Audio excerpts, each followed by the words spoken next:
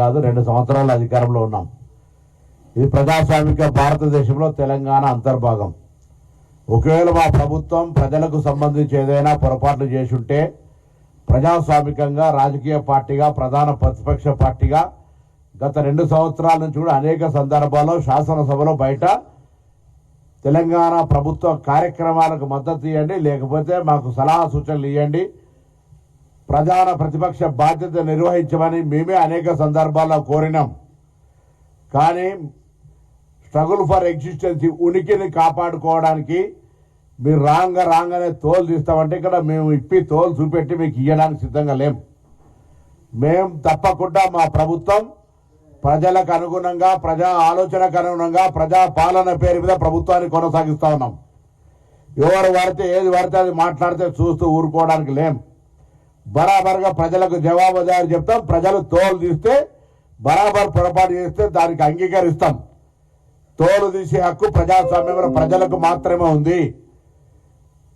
Already 10 సంవత్సరాలు పరిపాలించిన మిమ్మల్ని తోలు వీగితే ఎమ్మెల్సీ ఎలక్షన్ల, ఎంపీ ఎలక్షన్ల, సర్పంచ్ ఎలక్షన్ల, ఉప ఎన్నికల్లో మళ్ళా తోలు కూడా మొలవకుండా వీగుతానే ఉన్నారు.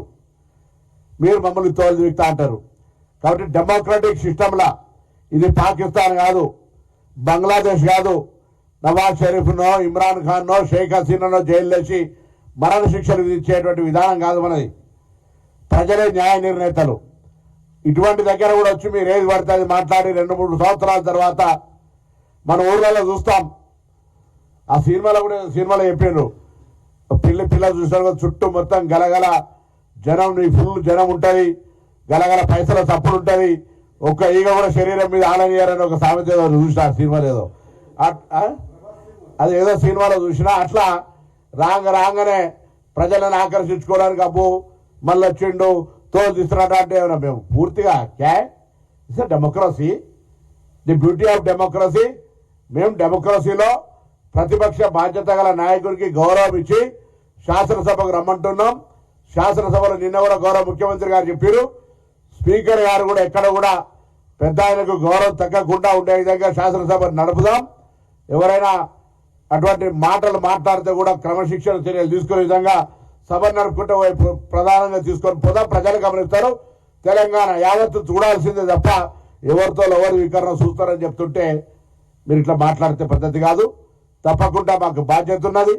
రాజకీయ పార్టీగా, కాంగ్రెస్ పార్టీ నాయకుడిగా ఎప్పటికప్పుడు సమీక్షించుకుంటూ కార్యక్రమాలకు సంబంధించి ఆర్థిక సంక్షోభం ఉన్న, ఆర్థికపరమైన ఇబ్బందులు మంత్రులంగా మేము కూడా క్షేత్రస్థాయిలో ఇబ్బందులు పడుతున్నా ఉన్నటువంటి పరిస్థితిని అర్థం చేసుకొని ప్రజలకు అవసరమైన కార్యక్రమాలను తీసుకొని ముందుకు పోయే ప్రయత్నం చేస్తూ ఉన్నాం. మీ వల్ల కొన్ని అంశాల్లో హాస్టల్లో కిరాయిలు కట్టకపోతే తాళాలేసే పరిస్థితి నుంచి, పాత బకాయి మెచ్చార్జీలు కట్టకపోతే కట్టుకుంటూ వస్తూ, మేము గురుకులాలు ఓపెన్ చేసినటువంటి 300 గురుకులాలు ఉంటే 327 మహాత్మా జ్యోతి పాపలు అంటే 300 స్కూళ్ళు కిరాయి బంగ్లాలలో, పౌల్ట్రీ ఫారాలలో ఎక్కడ పడితే అక్కడ పెట్టిరు. వాటిని సొంత భవనాలు కట్టడానికి, వసతులు కల్పించడానికి ఇబ్బంది కలిగేటువంటి పరిస్థితి. ఈ విధంగా ప్రభుత్వాన్ని సరి చేసుకుంటూ ముందుకు పోతున్న సందర్భంలో మీరు కట్టిన కాళేశ్వరం ఏమైందో తెలుసు, మీరు కుర్చీ చేసుకుని కడతాన గౌరవం ఎక్కడుందో తెలుసు ఇప్పటికీ. కాబట్టి చర్చ ఏదైనా ప్రజలందరూ చూడాలి. మీరు మేము మీడియాల ముందు మాట్లాడుకుంటూ కాదు, ప్రజలుగా మనందరినీ కూడా గౌరవ శాసనసభకు పంపిండ్రు. శాసనసభకు నిన్న ముఖ్యమంత్రి గారు చెప్పినట్టుగా శాసనసభ ఏర్పాటు చేస్తామని చెప్తా ఉన్నాం. శాసనసభకు హాజరై మరి ప్రజా సమస్యలు ఏ అంశమైనా సరే మా తోలు తీసే అంశాలు ఏమున్నా ఆ సభలో ఉంచే ప్రయత్నం చేయండి తప్ప ప్రెస్ కాన్ఫరెన్స్లలో తోలు తీస్తారని చెప్తే ఇక్కడ ఎవరు కూడా క్రియాశీలకంగా విద్యార్థి సంఘ రాజకీయాలను చర్చన మేము అటుగానే తోలు దిగుతారంటే చూసి అప్పచెప్పి ఇక మీకు తోలని మేము ఇచ్చే పరిస్థితులు ఏం లేం. కాబట్టి దయచేసి గౌరవ ప్రతిపక్ష నాయకుడిగా, పెద్ద ఆయనగా, తెలంగాణ ఉద్యమకారుడిగా మాకు గౌరవం ఉంది. తెలంగాణ ప్రజాస్వామ్యం, తెలంగాణ అభివృద్ధి, భారతీయ జనతా పార్టీ వివక్ష గొంతు ఏకమై తెలంగాణ నినాదంగా మనం కేంద్రం మీద ఒత్తిడి తెచ్చే అంశం కొరకు ప్రెస్ కాన్ఫరెన్స్ ఉంటుంది అనుకున్నాం. తాన తందాన అన్నట్టుగా మీరు ఇటు మాట్లాడితే సందేట్లో సడన్ ఇయ్యలేక కిషన్ రెడ్డి ఒక లెటర్ రాస్తాడు. అది తెలుగులో సోనియా గాంధీ గారికి తెలియస్తుందా? కేంద్ర మంత్రి అరే రాయి, నువ్వేం రాయి, 12 ఏళ్ళు పరిపాలించినావు, హైదరాబాద్ మంత్రివి, lakes and rock city Hyderabad tourism మంత్రి 5 ఏళ్ళు ఏం చేసినావు చెప్పు.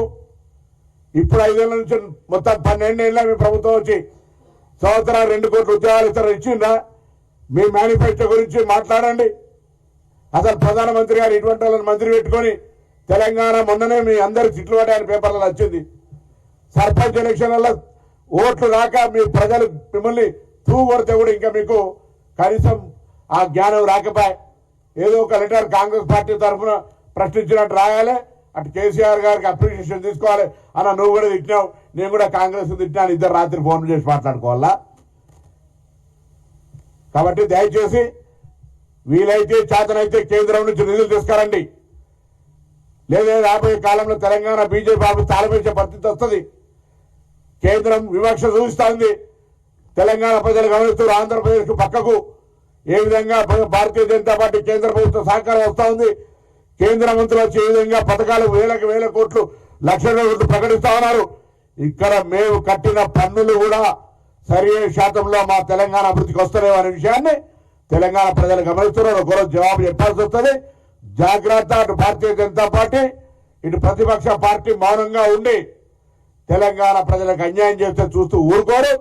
మేం అధికారంలో ఉన్నాం. ప్రజలు ఇచ్చిన అధికారం ఇది. ప్రజలు ఇచ్చిన అధికారంలో పొరపాట్లు చేస్తే దాన్ని ప్రజా ప్రతిపక్షంగా చూపెట్టే ప్రయత్నం చేయండి.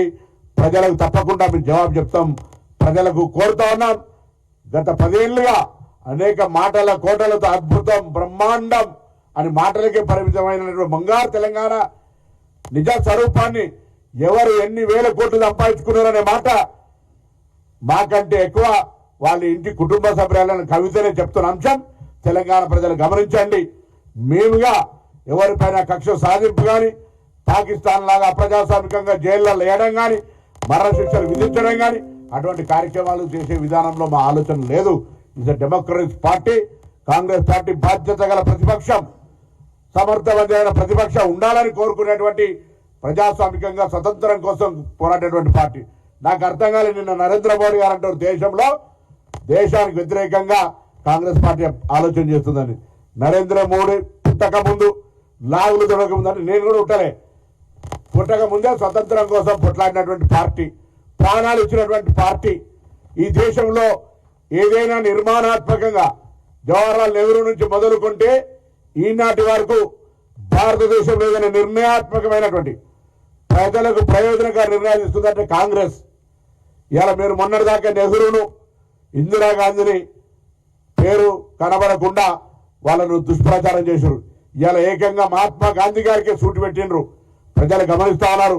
జాతి పిత మనసుల్లో మారుతుండొచ్చు పద్ధతులు, కానీ స్వతంత్రాన్ని సాధించి శాంతియుతంగా సాధించినటువంటి జాతి పితకు కూడా మీరు ఈరోజు జీరామ్జీ అని గాడ్సేను తీసుకొచ్చి పెడుతుంటే ప్రజలు అన్ని గమనిస్తా ఉన్నారు.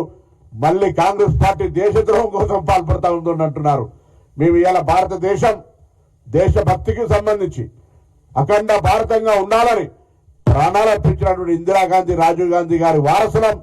తప్పకుండా కాంగ్రెస్ పార్టీ తరఫున మరొకసారి ఈ దేశ ప్రజలకు ప్రజాస్వామ్యాన్ని కాపాడాలని, రాజ్యాంగాన్ని కాపాడాలని రాహుల్ గాంధీ గారి ఆధ్వర్యంలో పోరాటం చేస్తున్న పార్టీ తట్టుకోలేక ఎక్కడికక్కడికి వెళ్ళి దేశం మీద దేశానికి వ్యతిరేకంగా పనిచేస్తున్నాం అన్నటువంటి విమర్శ చేయడం మంచిది కాదన్న మాట మనం చేస్తూ శ్రీహరి గారి మాట కోరుతాం.